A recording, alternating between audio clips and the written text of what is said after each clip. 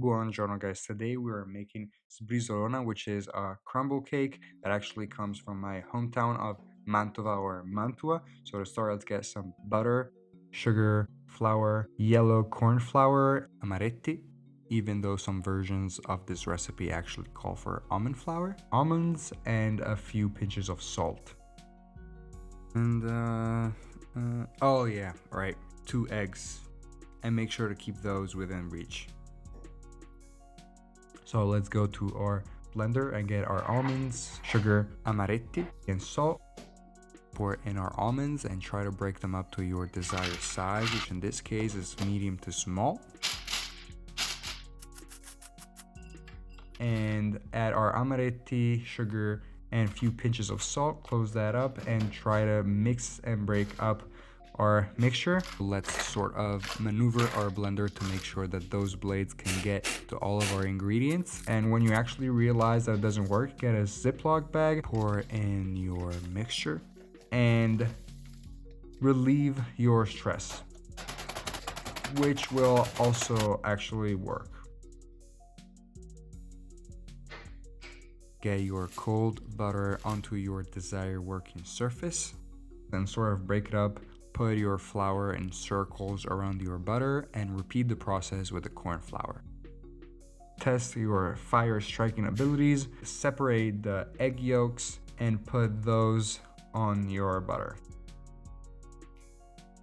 Let's get back our crumbs and pour them in the very center of our mess. Mix the butter with the crumble first and then do the same thing with your flour. At this point, we're trying to mix our ingredients until the butter is evenly spread and we get a uniform color, but we still want some lumps and chunks from the almonds and amaretti in the mixture. Let's move our soon-to-be Sbrisolona into our preferred baking tray or pan until we get a layer of even height. And pat it down if necessary. Also guys, once you've been making and eating too much Italian food, you really see Italy everywhere. I'm getting emotional here, guys. Sbrisolona batter, I guess, can be stored safely for up to 3 months in your freezer for later use.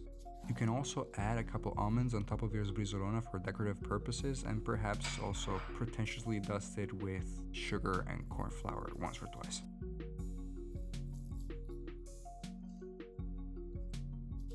Yeah, put that back there. Let's go to our oven and set it on static mode. Add around 350 Fahrenheit or 180 Celsius and put our cake in for around 30 to 35 minutes. Now our cake is finally ready, so carefully move it safely to our cutting board. Yep, looks about right. This a cutting knife with Sbrisolona? You want to use your bare hands like a true Italian Sbrisolona eater. Damn guys, that was tougher than it looked. Sbrisolona actually gets better after a day or so in my experience. So yeah, maybe if you just want to break it up with your hands like a normal human being, go ahead, be my guest.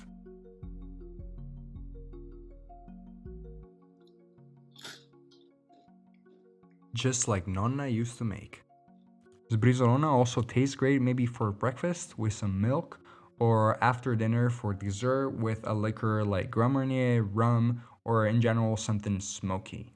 Thanks for watching guys, and we'll see you next week with a new recipe. Ciao!